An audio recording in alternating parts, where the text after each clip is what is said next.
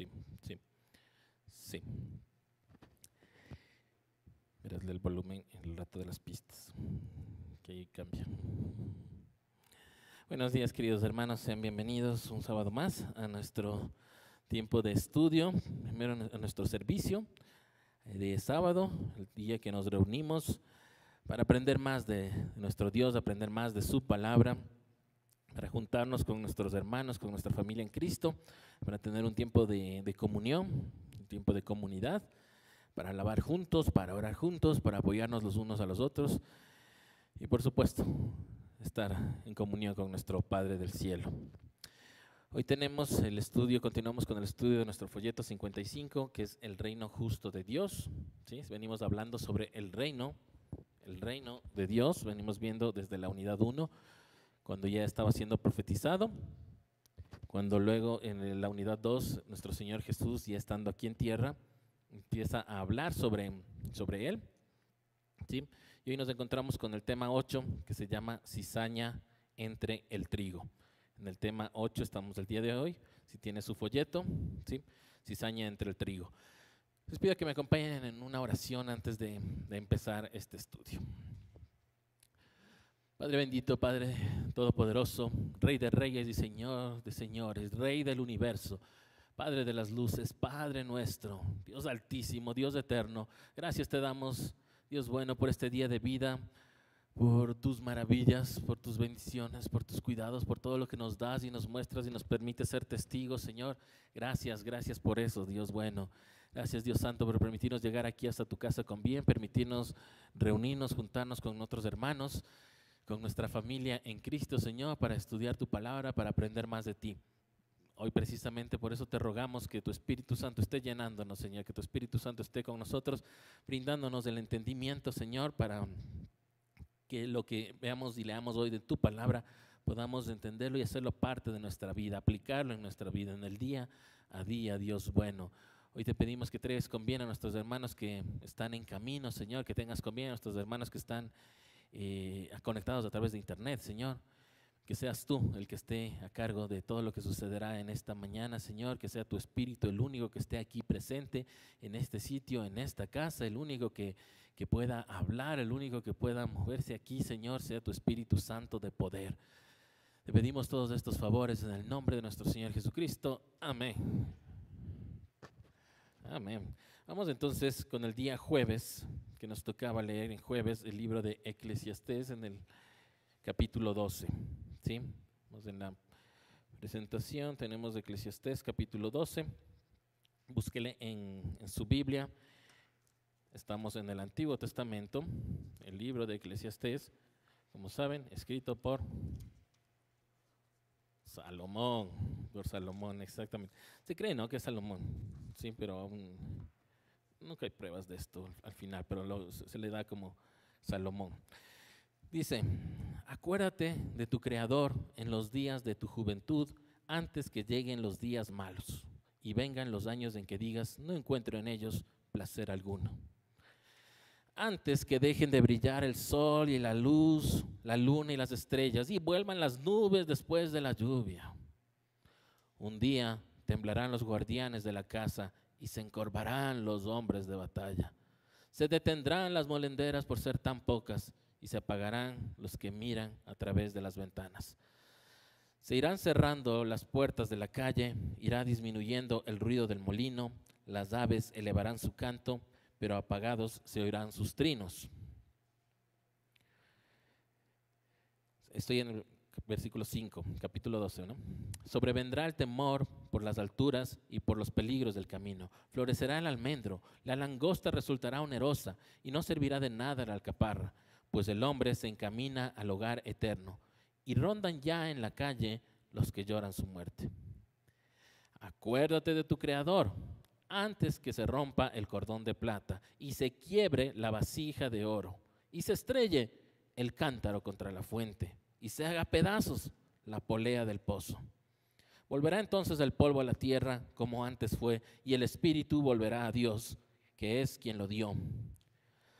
Lo más absurdo de lo absurdo, todo es un absurdo, ha dicho el maestro. Además de ser sabio, el maestro impartió conocimientos a la gente, ponderó, investigó y ordenó muchísimos proverbios. Procuró también hallar las palabras más adecuadas y escribirlas con honradez y veracidad. Las palabras de los sabios son como aguijones, como clavos bien puestos son sus colecciones de dichos, dados por un solo pastor. Además de ellas, hijo mío, ten presente que el hacer muchos libros es algo interminable y que el mucho leer causa fatiga. El fin de este asunto es que ya se ha escuchado todo.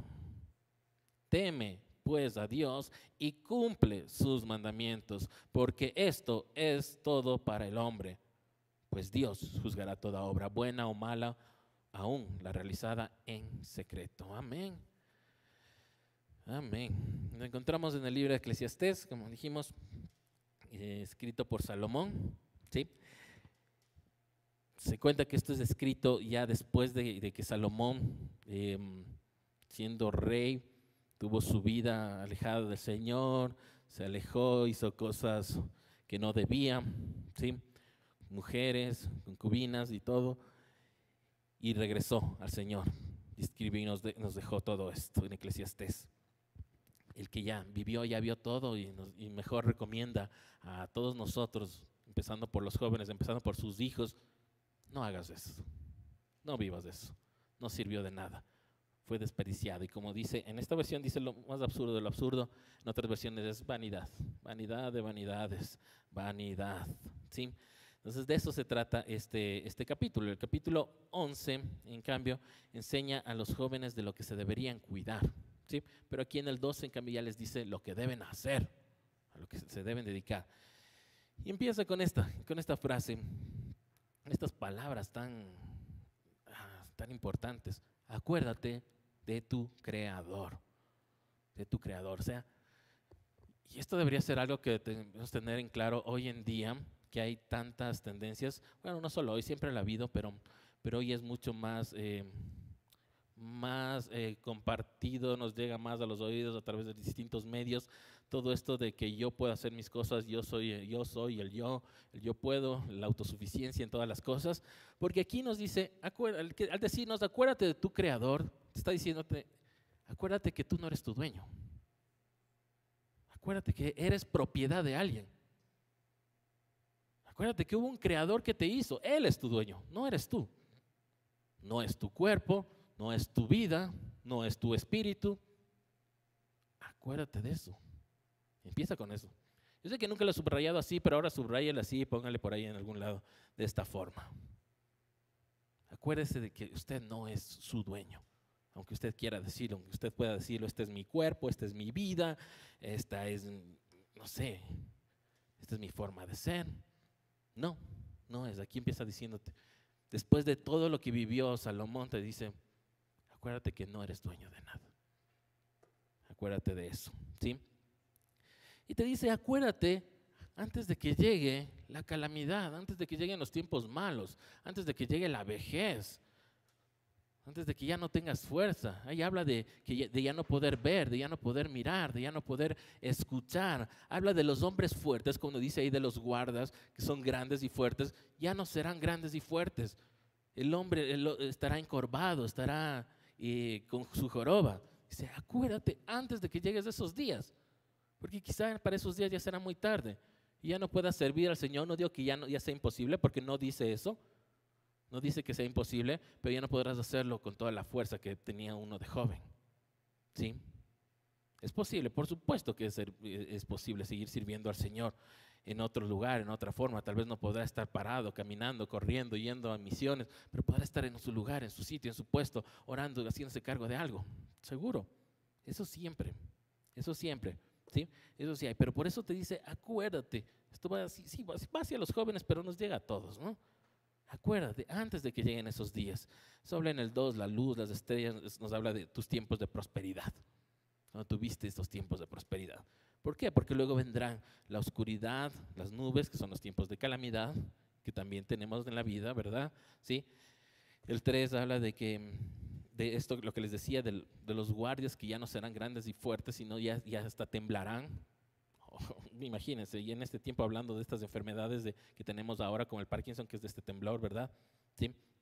Está hablando de eso, de los encorvados, los fuertes estarán encorvados, estarán jorobados, sería en otra forma de decirlo, y ya no habrá esa fuerza para moler, es de la moledora, ¿sí? De eso son las moledoras, de lo que habla aquí, es de molero, es decir, ya no habrá esa fuerza que tenían antes para trabajar en la molienda o en la molienda pequeña, la que sea, ya no habrán las mismas fuerzas, ¿sí? A eso se refiere. Y los ojos igual no podrán ver. Ya, y obviamente hoy tenemos, hasta sabemos que luego ya aparecen hasta cataratas, ¿no? Ya a cierta edad. Por eso dice en el 4 que habrá menos oportunidades, habrá calles o puertas cerradas, habla ahí, ¿sí?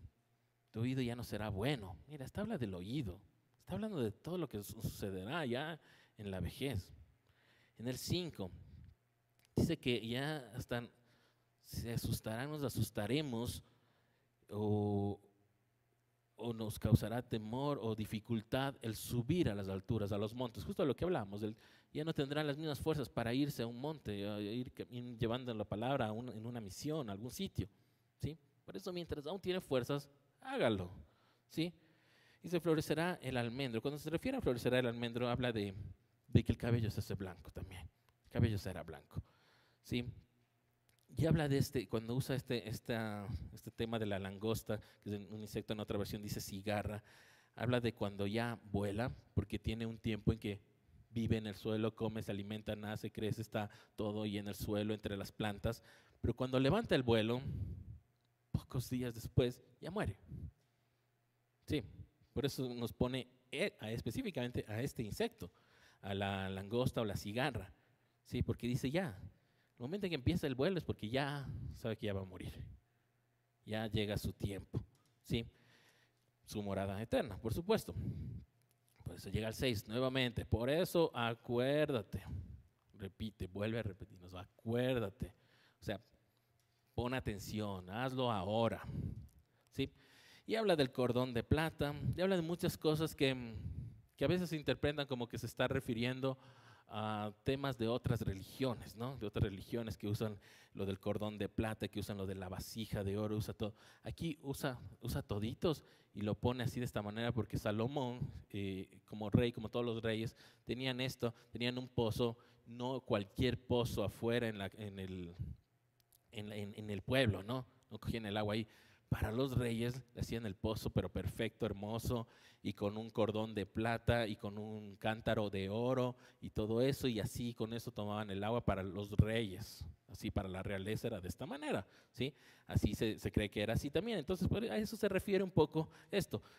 Que sí, puede ser que también se refiera a lo de lo que creen las otras religiones, ¿sí? Pero está diciendo todo esto, habla del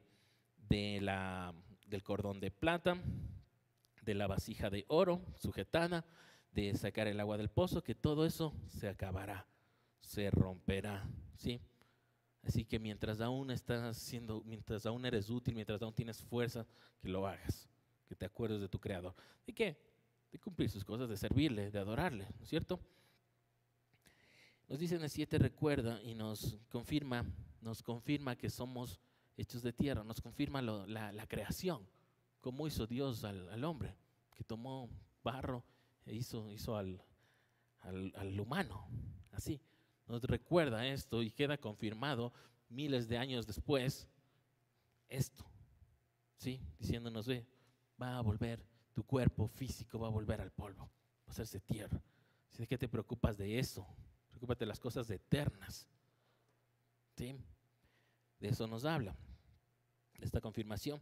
Y nos dice que el espíritu, estoy en el 7, ¿no? Que el espíritu vuelve a Dios. Una vez más, ¿quién es nuestro dueño? ¿Quién ha sido el dueño? El creador, ¿sí? Y el espíritu volverá a Dios, que es quien lo dio. Entonces, Él es nuestro espíritu. Cada uno de nosotros tiene un espíritu, ¿sí? Ese espíritu va a regresar al dueño, que es Dios. Nos morimos, nuestro cuerpo se queda aquí hecho tierra, dice este versículo, ¿sí? Haciéndose tierra, pero nuestro espíritu vuelve a Dios, ¿sí? Estará dormido hasta el momento del juicio, pero vuelve a Dios, ¿sí? Lo ideal es que nuestro espíritu esté lleno del Espíritu Santo.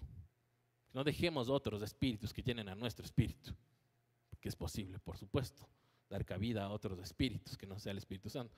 El único que debería estar en nuestro espíritu debería ser el Espíritu Santo. Eso debe ser nuestro anhelo, nuestro clamor siempre.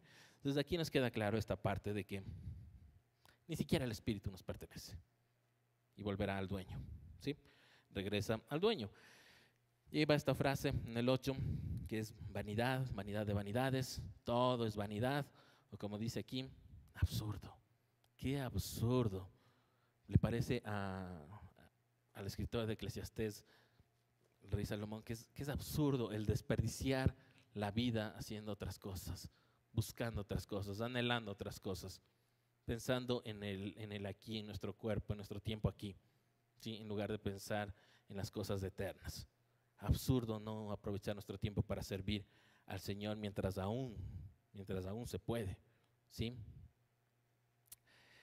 De ahí pasa al 9, y esta es como la parte, el cierre del libro, ¿sí? Donde nos habla que dice el maestro, quien escribe, que es el mismo que escribe para él. Dice el maestro, los predicadores, antes de escribir, escudriñan, estudian, investigan, componen, se ponen a escribir cosas, componen escritos, ¿sí? Dice el 10, ¿para qué? Lo hacen para escribirlos en verdad y honradez, para que sean ciertos, para que sean verdaderos, ¿sí? Entonces esta es una forma de decir que apreciemos también a quien está llevándonos la palabra, quien está enseñándonos. En este caso, por supuesto, está hablando de Salomón, de que Salomón está haciendo esto porque hizo así, porque estudió, porque escudriñó, estudió la palabra, las escrituras, y por eso nos está diciendo eso, ¿sí? Se habla de eso. En el 11 dice que estas palabras muchas veces son como aguijones, por supuesto, ¿verdad? Muchas veces nos dice alguien aquí adelante alguna cosa que es ese aguijón, ese golpe directo al pecho, directo al cuerpo, como que sabía lo que yo estoy pasando, sabe de mi pecado oculto, sabe de las cosas que no estoy haciendo, que he dejado de hacer, las cosas que estoy haciendo mal. Son esos, es lo que dice aquí, esos aguijones. Son así, son como aguijones, clavos bien puestos, ¿sí? A cada uno nos toca en cualquier momento, en cualquier sermón, en cualquier estudio, en cualquier alabanza, un clavo bien puesto, un aguijón bien puesto, como dice aquí, ¿verdad? Que son los dichos de un pastor. El único pastor, hablamos hace 2 semanas, nuestro Señor Jesucristo. El 12 solo dice que ha leído mucho, el estudio, y que apreciemos eso, que el estudio y la lectura también agota el cuerpo, porque muchas veces piensan que solo el trabajo físico es el que agota el cuerpo, el que daña el cuerpo. El estudio, el estar leyendo y preparándose, también agota el cuerpo. Eso está diciendo, ¿sí? También cansa. No está diciendo que leer cansa. No está hablando de eso. Está hablando del estudio. Ya en las palabras originales está hablando de esto, ¿sí? Y el 13 y 14 nos da simplemente el resumen, ¿sí? ¿Cuál? Temer a Dios, cumplir sus mandamientos, porque todo esto es para el bien del hombre, es para el bien del ser humano. Y el 14, que es parte de lo que vamos a estudiar en este momento, en esta clase, que Dios juzgará todas las obras buenas o malas, aun las secretas, aunque sean en secreto. Tanto buenas, porque deben ser buenas también que se hayan hecho en secreto, ¿sí? No solo las malas en secreto. Vamos al domingo, ahora sí. Con esto en mente, pasemos al Nuevo Testamento. Vamos al libro de Mateo, Mateo capítulo 3. Busca su Biblia, el primer libro del Nuevo Testamento, capítulo 3. Vamos a leer del versículo 1 al 12. ¿Sí? Y leamos acá. En aquellos días se presentó Juan el Bautista predicando en el desierto de Judea. Decía: arrepiéntanse, porque el reino de los cielos está cerca. Juan era aquel de quien había escrito el profeta Isaías: voz de uno que grita en el desierto, preparen el camino para el Señor, háganle sendas derechas. La ropa de Juan estaba hecha de pelo de camello. Llevaba puesto un cinturón de cuero y se alimentaba de langostas y miel silvestre. Acudía a él la gente de Jerusalén, de toda Judea y de toda la región del Jordán. cuando confesaban sus pecados, Él los bautizaba en el río Jordán. Pero al ver que muchos fariseos y saduceos llegaban a donde Él estaba bautizando, les advirtió: camada de víboras, ¿quién les dijo que podrán escapar del castigo que se acerca? Produzcan frutos que demuestren arrepentimiento. No piensen que podrán alegar: tenemos a Abraham por padre. Porque les digo que aún de estas piedras Dios es capaz de darle hijos a Abraham. El hacha ya está puesta a la raíz de los árboles, y todo árbol que no produzca buen fruto será cortado y arrojado al fuego. Yo los bautizo a ustedes con agua para que se arrepientan. Pero el que viene después de mí es más poderoso que yo, y ni siquiera merezco llevarle las sandalias. Él los bautizará con el Espíritu Santo y con fuego. Tiene el rastrillo en la mano y limpiará su era, recogiendo el trigo en su granero. La paja, en cambio, la quemará con fuego que nunca se apagará. Amén. Amén. Y creo que está clarísimo, ¿no? Vamos a revisarlo. En aquellos días, aquí Mateo en su forma de escribir nos van tratando de hacer una forma cronológica. Capítulo 1 y 2 nos habla de la genealogía del Señor Jesús y lo primero que pasó con el Señor Jesús, desde su nacimiento hasta que tuvieron que huir a Egipto, regresar y se fueron a Nazaret, ¿sí? E incluso dice que con eso se cumple para que sea llamado Nazareno, ¿sí? Y luego continúa con su narración de eventos, con su narración de hechos, de cosas que sucedieron, y nos dice que en aquellos días, ¿cuáles eran esos días? Mientras Jesús estaba en Nazaret, ¿sí? Porque esto sucedía cuando Jesús todavía no empezaba su ministerio, ¿sí? Alrededor de unos 6 meses se dice, pero no hay tiempo exacto, ¿no? Y dice que estaba en el desierto, en desierto, o sea, sin población, cerca, no, sin ciudades alrededor, ¿no? Y que ahí en aquellos días apareció Juan el Bautista, un Juan llamado el Bautista, ¿sí? Que decía lo siguiente, y aquí no está narrando, simplemente Mateo nos está diciendo lo que decía Juan el Bautista. Juan el Bautista decía que se arrepiéntanse, ¿sí?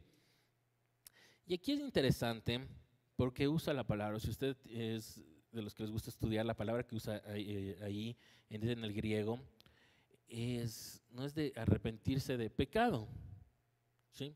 Sino la palabra que usa es metanoia, que es transformación de la mente. ¿Se acuerdan que esta palabra es la que usamos cuando explicábamos de que debemos ser transformados? Nuestra mente debe ser transformada para no ser igual que la mente de este mundo. Así, de esa nos está hablando. Entonces aquí usa esta palabra, metanoia. Entonces sí, por supuesto, tiene que cambiar nuestra forma de pensar. Porque el momento que cambia nuestra forma de pensar, el Espíritu Santo, por supuesto, dejamos de pecar, ¿sí? Entonces es interesante que use aquí esta palabra, ¿sí? Refiriéndose, por supuesto, al pecado en el que vivían, en el que estaban en ese momento, en ese tiempo, antes del Señor Jesucristo, ¿sí? Antes de que empiece el ministerio del Señor Jesucristo. Y les dice, ¿por qué deben hacer esto? Porque el reino está cerca. El reino está cerca. Miren, 2000 años atrás ya decía, el reino está cerca. ¿Cómo no ahora? Más cerca aún, ¿sí? El reino está cerca, empieza a decirles, ¿sí? Es interesante además que Mateo utiliza esto de el reino está cerca 30 veces en este evangelio. El reino está cerca, el reino se acerca, ¿sí? Y habla de cuando usa, sí, porque el reino de los cielos está cerca, ¿sí? Habla de este reino del que habíamos estudiado hace 2 sábados también en el folleto que profetizó Daniel, ¿sí? Que venía desde las nubes, ¿sí? Que venía en las nubes, que profetizó Daniel. De ese reino es del que está hablando, de que en Daniel 7, 13 y 14, ¿sí? Que lo vimos. Está hablando de ese reino. Entonces está diciendo, está cerca, es como si está ya en las nubes, están viniendo, ¿sí? Porque las palabras en griego que usa aquí son, si bien son puestas de estas que están así aquí en el español, pero está cerca o está viéndose, está acercándose, es la palabra que usa aquí. ¿Sí? En el 3, Mateo empieza ya una descripción de este Juan, de Juan el Bautista. ¿Sí? Empieza diciendo que este Juan era el que había sido profetizado en Isaías, por el profeta Isaías, en Isaías 40, capítulo 40, versículo 3, si es que usted quiere revisarlo, quiere preguntarle allá, luego después, que dice, voz que clama o grita en el desierto, ¿no es cierto? Que grita en el desierto, prepare el camino para el Señor y enderece sus veredas. Todo esto dijo Isaías, y esto también lo estudiamos en uno de los primeros, no sé si fue el primero o el segundo de los estudios de este folleto. También vimos este pasaje de Isaías, ¿sí? Vos que clama en el desierto, preparen el camino del Señor, o sea, preparen el camino porque ya está viniendo el rey. Y recuerdan que hablábamos que preparar el camino para el rey era enderezar, y eso se refiere a enderezar la tierra para que no haya baches, no haya huecos, no haya levantadas en el camino y el rey vaya cómodo. Entonces lo que hacían era tapar los huecos o bajar allanar las calles, ¿sí? Entonces habla de eso, dice enderecen las veredas, ¿sí? Iba entonces preparar, ¿cómo iba a hacer esta persona profetizada por Isaías? Iba a enderezar las veredas, iba a quitar algunos obstáculos para el Señor que viene en ese momento, que era el Señor Jesucristo que estaba ahí, ¿sí? Todo eso está narrando Mateo. Y así él veía de lejos a Juan el Bautista de esta manera. Escuchó que era esto Juan el Bautista, ¿sí? En la versión de Lucas, él continúa también, porque este versículo de Isaías no se queda ahí, sino también dice que todo valle debe ser alzado, ¿sí? Que se baje todo monte y collado, que todo camino torcido se enderece, que todo lo áspero se allane, ¿sí? Entonces eso dice en Isaías 44, y Lucas sí nos da la cita completa, ¿sí? Y termina eso diciendo, ¿y para qué? ¿Para qué es todo esto? ¿Para qué estamos allanando? Para que venga el rey, para que venga el reino. ¿Para qué? Y verá toda la carne salvación de Dios, dice ahí, revíselo en Isaías 44, ¿sí? Para el Salvador. Del versículo 4, Mateo, igual describiendo a Juan el Bautista, lo compara y le ve igual que Elías en sus tiempos de pobreza, ¿sí? Porque tuvo otros momentos buenos, en la forma en que se vestía. Dice que Elías usaba ropa de pelo, ¿sí? Y cinturón de cuero. Y aquí nos explica y dice que Juan el Bautista estaba afuera en el desierto, no con casa, no tenía una casa, no tenía un lugar donde dormir, sino que usaba ropa de tela hecha con pelo de camello, ¿sí? Se imagínese más o menos esa tela con las que hacen los costales esos antiguos que son como sogas, algo así, ¿sí? Algo así, esa dura, simplemente esa tela, algo así, y un cinto de cuero, no como uno dice, no es una correa elaborada de cuero, ¿no? Un pedazo de cuero seguramente amarrado, ¿sí? Y como no tenía casa, ¿qué comía? Las langostas que estaban ahí, las langostas que estaban por ahí volando, ¿cierto? ¿Qué más? La miel de las abejas silvestres que estaban también por ahí en el desierto, iba y se cogía la miel, eso comía. Entonces así nos da esta descripción muy buena Mateo sobre Juan el Bautista, ¿sí? Y nos dice ya en el 5 que empezó a atraer a la gente de Jerusalén, ¿sí? Al principio eran sí, solo los que estaban por ahí cerca del desierto, seguramente porque dice que esto sucedía en el desierto. Pero empezó a venir gente de Jerusalén, gente de Judea, gente del Jordán, del otro lado del Jordán, venía, ¿sí? ¿Por qué? Porque querían oírle a Juan el Bautista, querían oír que él estaba hablando del Mesías, él estaba hablando de la salvación que vendría, de quién vendría a rescatarles, a salvarles. Recuerden que en ese tiempo ellos pensaban que el Mesías de Salvador venía a reinar, a acabar con los reyes que estén, con los imperios que estén en ese momento ahí a cargo de Israel, los que estaban ahí gobernando, acabar en ese caso con el imperio romano, ¿sí? Entonces ellos pensaban, entonces todos venían y se acercaban a escucharlo. Y nos dice ya en el 6 que cuando la gente se acercaba y lo escuchaba, confesaba sus pecados, él los bautizaba ahí en el Jordán. ¿Sí? Fíjese, esto era lo que les solía decir en el bautismo. Tenía que ser mientras estás ahí parado, hacer tu confesión pública de pecados. Imagínense ese rato estar contando todos sus pecados. Imagínense usted haciendo estas cosas mientras está siendo bautizado. Pero así era con Juan el Bautista. ¿Sí? Confesaban sus pecados y eran bautizados. ¿Sí? Él los bautizaba en el Jordán, que era donde estaba ahí cerca, en el desierto. ¿Sí?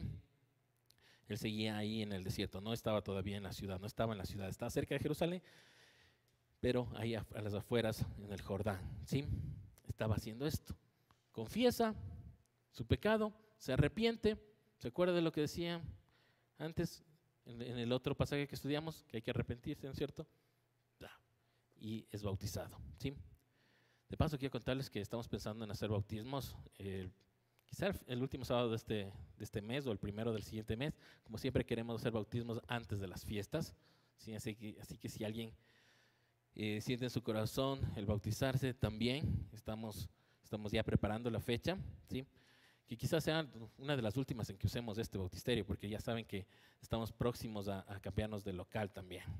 ¿Sí? Así que de paso, justo que estamos hablando de bautismos, les cuento esto. ¿Sí? En todo caso, en el versículo 7, fariseos, saduceos empezaron a escuchar de esto y también se acercaron, también vinieron. Ellos están familiarizados con que había una situación en la que no creyentes o gentiles o ateos eran aceptados al pueblo judío. ¿Sí? Desde el libro de Números dice que sí hay esta posibilidad de aceptarlos, si es que aceptan y abrazan su pacto, todo eso, pueden llegar y ser parte del pueblo del Señor. Pero ellos tenían otra serie de rituales en el Talmud, tenían también serie de rituales también para ser aceptados en el pueblo. ¿Sí? Y deben haberse sorprendido ver que judíos, que ya eran judíos, se estaban bautizando ahí en el agua. Se estaban convirtiendo al cristianismo. En ese tiempo no cristianismo, pero se estaban arrepintiéndose para convertirse en algo más. ¿Sí? Fue todo esto lo que sucedía. Estaban ahí presentes viendo estos dos grupos, los fariseos y los saduceos, y Juan el Bautista regresa a ver y les nota su presencia, y él les responde, aunque no dice aquí que ellos le hayan provocado, le hayan dicho algo, pero les dice que ellos son los que tienen la culpa de que el pueblo esté envenenado, porque les llama víboras, ¿no? Tienen la culpa de que el pueblo esté en pecado, viviendo en pecado, de lo que están enseñando. ¿Qué es lo que están enseñando? ¿Cómo están envenenando? Les dice eso Juan el Bautista, ¿no? Está hablando de que la gente está siendo mal enseñada por ellos. Así que son unas víboras, los fariseos y los saduceos les dicen en ese momento. ¿Sí? Y ahí viene esta parte, que es, ¿cuál de los dos habrá sido el que estuvo enseñando esto? Que les dice camada de víboras, dice, ¿quién les dijo que podrán escapar del castigo que se acerca? Algunos de estos dos grupos, o quizá los dos grupos de fariseos y saduceos, les estaban predicando, estaban enseñando que uno puede no terminar siendo castigado, que uno puede hacer lo que quiera y salvarse y salirse con la suya, por así decirlo. ¿Sí? Entonces dice, ¿quién ha dicho? Juan el Bautista se enoja y les dice, ¿quién les ha dicho que pueden escaparse del castigo venidero? ¿Quién dice? ¿De dónde sacan esas ideas? Les dice, ¿sí? No van a poder huir, no van a poder escapar, no pueden relajarse y pensar que no va a haber un castigo eterno. ¿Sí? Empieza a decirles. Y en el 8 les da esto que es la lección correcta, cómo debería ser. Otra vez subrayen el 8. Produzcan frutos de arrepentimiento. Produzcan frutos de arrepentimiento. El fruto del Espíritu lo sabemos: amor, gozo, paz, paciencia, bondad, benignidad, fe, mansedumbre y dominio propio. Productos de arrepentimiento, frutos de arrepentimiento, ¿cuáles serían entonces? Y ahí está justamente esto: las buenas obras, el que se vea el cambio en nuestra vida, una vida cambiada, un testimonio de cambio, de que estoy arrepentido, de que he cambiado, de que ya no quiero hacer lo mismo, de que ya no quiero seguir la misma senda, ya no seguir repitiendo las mismas cosas pecaminosas. produzcan frutos de arrepentimiento, ¿sí? El fruto del Espíritu Santo además es interno, ¿no? Lo sentimos nosotros, amor, gozo, paz, todo está, lo sentimos en nuestro corazón. Pero dice que hagan también algo externo, algo que se vea, ¿sí? Pues dice, produzcan frutos de arrepentimiento, ¿sí? De eso, evidencias, que se vea. Por eso uso la palabra, y aquí lo vuelvo a usar, metanoia. Frutos de cambio, de que haya un cambio en su mentalidad, en su forma de pensar, en su forma de ser. Esos frutos son los que está diciéndoles aquí Juan el Bautista, ¿sí?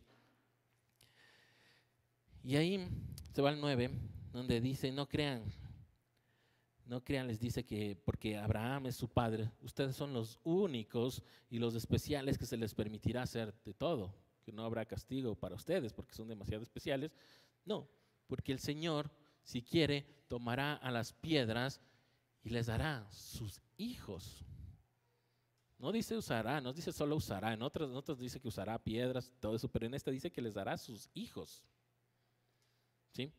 La verdad de piedras habla de los corazones duros, de los que no conocían al Señor, los que no conocen al Señor, los que no aceptan al Señor, de esos corazones duros que nos habla en otras partes también la palabra. ¿Sí? Nos dice esto, estos corazones de los incrédulos, de los gentiles, y los puede hacer hijos, es lo que hace con nosotros. ¿Sí? Aquí nos está dando también Juan el Bautista esta apertura, no solo a los hijos de Abraham, o sea, a los descendientes de las 12 tribus, sino también al resto. Cualquier gentil que se arrepienta, produzca frutos de arrepentimiento, acepte al Señor, se bautice, todo eso. ¿Sí? Una vez más. Y les recuerda que habrá juicio, que sí habrá juicio, que esa enseñanza que va dando cualquiera de estos dos grupos de que pueden escapar o huir de la ira venidera, no es cierta, que el juicio sí habrá, que vendrá, que ya viene el tiempo en los que no den un buen fruto, en los que no estén dando un buen fruto, serán cortados. Una vez más, fruto del Espíritu yo lo tengo, el amor, gozo, paz, paciencia, todos, ya, digamos. ¿Y cómo se sabe que tengo eso? Tiene que haber una forma, tiene que haber una evidencia de que hay amor, de que hay benignidad, de que hay dominio propio, de eso. Por eso, de eso está hablando aquí, ¿sí? De la parte externa. Entonces está diciéndole eso. Los que no estén produciendo un buen fruto serán cortados y arrojados al fuego, al juicio final. Y está hablando ya del juicio final. Todo lo que se habla después, mucho más adelante, ahora el Señor Jesucristo se habla, Apocalipsis, todo esto está aquí hablando Juan el Bautista. Fíjese, ¿sí? De ahí el 11 nos dicen los bautizo en agua. Pero ahí él en su humildad y en su puesto, y él se ubica muy bien, dice, yo solo los estoy bautizando en agua para que se arrepientan. O sea, yo estoy sirviendo aquí solo de hacerles ver que están haciendo mal. Para que usted sepa, está haciendo mal, debe arrepentirse. Métase el agua, pida perdón y arrepiéntase y sea transformado. Ya. Pero luego lo que usted necesita es a Jesucristo. Pero dice, vendrá Jesucristo, le bautizará en fuego, será con fuego dentro de ustedes, y Él sí será quien les da la salvación. No el agua de Juan el Bautista, no el agua de cualquiera de nosotros que bauticemos. Es Jesucristo, y por eso lo deja muy claro. Luego vendrá alguien de quien no soy digno, que es Jesucristo, quien sí purificará. Cuando se refiere al fuego, es de este fuego que ya habíamos estudiado y nos había dado alguna de nuestras hermanas en alguna prédica también, que es para purificar el oro, por ejemplo, los metales. Le ponen en el fuego y queda solo el metal, y las cosas que no son del metal precioso, de la piedra preciosa, se les puede apartar en el fuego. ¿Sí? A eso se refiere. ¿Sí? Entonces de eso está hablando. Y que vendrá con su rastrillo, ¿quién? Señor Jesucristo. ¿Sí? Y se llevará a los suyos a su granero y los otros quemados al fuego eterno. Vamos al siguiente, Mateo 13. Viernes, Mateo 13, 24 al 33.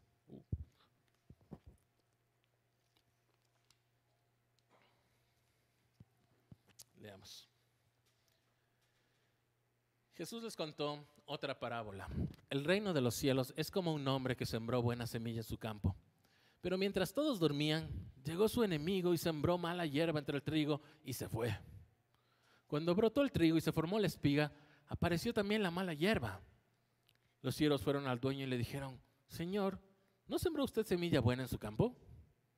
Entonces, ¿de dónde salió la mala hierba? Esto es obra de un enemigo, les respondió. Le preguntaron los siervos, ¿quiere usted que vayamos a arrancarla? No, les contestó. No sea que al arrancar la mala hierba arranquen con ella el trigo. Dejen que crezcan juntos hasta la cosecha. Entonces les diré a los segadores, recojan primero la mala hierba, átenla en manojos para quemarla. Después recojan el trigo y guárdenlo en mi granero. Les contó otra parábola. El reino de los cielos es como un grano de mostaza que un hombre sembró en su campo. Aunque es la más pequeña de todas las semillas, cuando crece es la más grande de las hortalizas y se convierte en árbol, de modo que vienen las aves y anidan en sus ramas. Les contó otra parábola más. El reino de los cielos es como la levadura que una mujer tomó y mezcló en una gran cantidad de harina hasta que fermentó toda la masa. Amén. Aquí en este capítulo no solo son estas tres parábolas, hay otras parábolas antes en las que el Señor Jesús habla, se dirige a la gente que le está escuchando en parábolas, hablando del reino de los cielos, hablando de lo que vendrá, ¿sí? Pero bueno, aquí nos tocó estudiar estas tres, empezando por la primera, que es que el reino de los cielos se ve o actuará o será visto aquí en la tierra, ¿sí? El reino de los cielos como un hombre que planta buena semilla, ¿sí? Y que luego viene un enemigo después de que plantó la semilla y también lanza por ahí unas malas semillas mezcladas ahí entre la buena semilla, ¿sí? Un campo bueno, bonito, listo para el arado. El hombre pone la buena semilla y viene el enemigo y lanza por ahí unas malas también, ¿sí? Así nos dice el Señor que se ve el reino de los cielos, ¿sí? Nos dice ya en el 26 que salieron brotes pequeños, solo brotes, ¿sí? Son unos pequeños, no todavía estaba la planta completa, unos brotes pequeños, ¿sí? De la plantita, tanto del trigo como de la mala hierba. Y los empleados van y le dicen, Señor, ¿qué pasó? Se supone que solo tenías buenas semillas y lanzaste buenas semillas, ¿por qué? ¿Por qué crecieron mala hierba?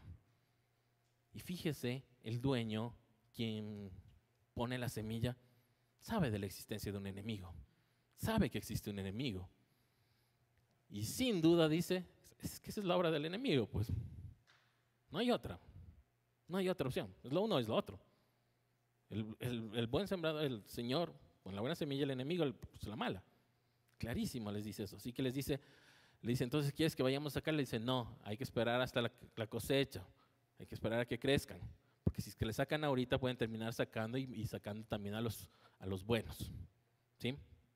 Entonces, a la cizaña se refiere. ¿Quieren que saque la cizaña? Le dice, no, porque sacarán también el trigo. Hay que esperar hasta la cosecha. Les dice el dueño, dejen que pase el tiempo y cuando llegue el tiempo de cosechar, ahí lo primero que se recogerá, ya cuando estén grandes, va a ser la cizaña. Ahí sí van a poder distinguirla de una mejor manera. Estuvimos también recientemente en algún sermón, de mejor manera el trigo de la cizaña. Y van a sacar primero el trigo, se va a hacer quemado el trigo, ya cuando estén siendo quemado el trigo, la cizaña, están quemando las cizañas, sacaron la cizaña, está siendo quemada la cizaña, ahí sacarán el trigo y le pondrán en el granero del dueño, ¿sí? Eso les dijo ahí a la gente. Luego hace la otra parábola con respecto al granito de mostaza, a la semilla de mostaza. Esta no es una clase de botánica, el Señor Jesús no estaba dando una clase de botánica, ¿sí? No estaba dando una clase de ciencias naturales, porque muchas cosas en ese momento, en ese tiempo, aún no eran descubiertas, aún no eran estudiadas, el mundo todavía no estaba globalizado, ¿sí? Las cosas no estaban categorizadas, ¿sí? Así que hay muchos que salen, miren, ahí se equivoca, porque sí existe una semilla que es más pequeña que la mostaza. Sí, sí existe, pero el punto no era eso, el punto es la parábola, el punto es la enseñanza, ¿sí? Y además dice que va a ser la hortaliza más grande. No, sí existen hortalizas que dan árboles más grandes, sí existe, por si acaso. Pero el punto no era eso. El punto es que de algo tan pequeño como la semilla de mostaza que cabe dentro de un dedito, un dedo pequeño ahí, esta semilla va a crecer un gran árbol. No tan grande, se dice que crece entre 1.5 metros, como un arbusto más o menos, donde pueden anidar las aves, ¿sí? Y luego les cuenta, ¿sí?, que la levadura, en la otra parábola, dice que el reino de los cielos es como la levadura. Esto habíamos hablado también en algún otro de los sermones, ¿sí?, que es como la levadura que una mujer toma. En una de las versiones dice 3 partes de levadura, En los originales no está esta parte de esto que dice 3 partes, así que por eso en esta también la omitieron. Toma 3 partes de levadura, la pone en la harina y crece el pan, ¿sí? Entonces, ahí nos pone estas 2 versiones, de el reino de los cielos como algo pequeño que va a tener un crecimiento grande hacia afuera, para que va a servir para los otros, para que vengan y aniden y se junten y sean parte, y también como algo que desde adentro va a tener también su crecimiento, ¿sí? Crecimiento por afuera y crecimiento adentro. Esas son las 2 partes que nos ponen, la de mostaza y levadura, ¿sí? Eso en la parábola. Y luego vamos al sábado, Mateo 13, y con esto cerramos, vamos cerrando Mateo 13, del 34 al 43, que es cuando le piden la explicación de la otra parábola, ¿sí? Vamos a leerlo. Sábado, Mateo 13, del versículo 34 al 43. Jesús le dijo a la multitud todas estas cosas en parábolas. Sin emplear parábolas no les decía nada. Así se cumplió lo dicho por el profeta. Hablaré por medio de parábolas. Revelaré cosas que han estado ocultas desde la creación del mundo. Una vez que se despidió de la multitud, entró en la casa. Se le acercaron sus discípulos y le pidieron: explícanos la parábola de la mala hierba del campo. El que sembró la buena semilla es el Hijo del Hombre, les respondió Jesús. El campo es el mundo y la buena semilla representa a los hijos del reino. La mala hierba son los hijos del maligno y el enemigo que la siembra es el diablo. La cosecha es el fin del mundo. Los segadores son los ángeles. Así como se recoge la mala hierba y se quema en el fuego, ocurrirá también al fin del mundo. El Hijo del Hombre enviará a sus ángeles y arrancarán de su reino a todos los que pecan y hacen pecar. Nos arrojarán al horno encendido donde habrá llanto y rechinar de dientes. Entonces los justos brillarán en el reino de su Padre como el sol. El que tenga oídos, que oiga. Amén. Ahí les da una explicación, pero es también profecía. Por eso es la última parte de que tenga oídos, que oiga. Que es algo que vemos en Apocalipsis también ser usado. Entonces, empieza, con esto estamos terminando rápidamente. Solo Jesucristo hablando a la multitud en parábolas, que nos dice que esto cumplía lo que estaba profetizado en el Salmo 78:2. Salmo capítulo 78:2, donde decía que hablaré en parábolas, hablaré en proverbios, ¿sí? Y hablaba así, entonces así hablaba el Señor Jesucristo a la gente, para que la gente pueda comprender, para que la gente pueda entender, ¿sí? Una vez más, antes estaba todo limitado a los grandes sabios, a los escribas o a los maestros de la ley, después fariseos, saduceos y todos los otros grupos que asomaban, solo ellos. Y el resto de la gente, nada, solo tenía que obedecer lo que se les diga. Entonces el Señor Jesús empieza a explicarles con parábolas, ¿sí? Para que esté al alcance de todos nosotros, como hoy en día, al alcance de cualquiera de nosotros. Y ya cuando se va la gente, sí, Jesús también tenía que descansar, Jesús también se retiraba un momento, Jesús también, después de hablar ante una multitud, quedaba agotado y quería ir a descansar hacia un lado. Pero ahí con los suyos, y ahí le preguntan: explícanos, seguramente lo de la mostaza y la levadura sí entendieron, ¿no? Esta parte de algo pequeño que crece y la levadura de algo interno que le hace ensancharse, ¿sí? Entendieron esa parte. Pero dice: explícanos lo de la mala hierba. Le dicen: explícanos eso, ¿sí? Y aquí obviamente no me voy a poner a explicarles porque es el Señor Jesús el que está explicando, ¿sí? El Señor Jesús les dice en el 37 que el sembrador es el Hijo del Hombre, que es Jesús. Jesús es el que siembra, el que está sembrando, ¿sí? Les dice clarito. El campo, el terreno, la era, como dice en la otra versión, donde está poniendo es el mundo, es este planeta, esta tierra, por decirlo, ¿sí? Nos dice eso. La buena semilla, la que está echando el Señor Jesús, son los hijos del reino. Fíjense. Buena semilla, buena semilla, buena semilla, buena semilla, buena semilla. Esa es la idea. Nos pone aquí en el mundo para que seamos buena semilla, los hijos de Dios, los hijos del reino. Y aquí usa el reino, y aquí usa la palabra reino. Estamos en el folleto sobre el reino, ¿verdad? Y deja claro que la mala hierba, la cizaña, fue puesta por el enemigo. El enemigo, el diablo, Satanás, también tiene hijos.